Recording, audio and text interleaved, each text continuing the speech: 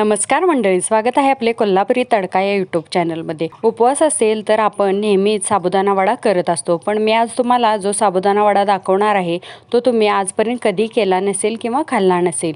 म्हणजेच मी आज तुम्हाला चीजी साबुदाणा वडा कसा करायचा ते सांगणार आहे। त्यासाठी मी या ठिकाणी एक मोठी वाटी भिजवलेला साबुदाणा घेतलेला आहे। त्यामध्ये 2 लहान बटाटे उकडून घेऊन चांगले कुस्करून घेतलेले आहेत। त्यानंतर मिक्सरच्या भांड्यामध्ये चमचाभर जिरे आणि 4-5 मिरच्या बारीक करून घेऊन त्या या साबुदाण्यामध्ये मिक्स करून घ्यायच्या आहेत। वरून चवीनुसार मीठ घालायचं आणि सर्व साहित्य एकत्र मिक्स करून चांगलं मळून घ्यायचं आहे।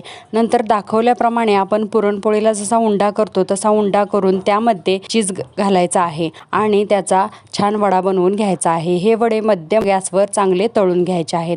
अशा प्रकारे क्रिस्पी आणि चीजी असा आपला साबुदाणा वडा तयार आहे। तुम्ही देखील नक्की करून बघा। रेसिपी कशी वाटली कमेंट करून सांगा। आवडल्यास लाईक करा आणि चॅनलला नक्की सबस्क्राईब करा।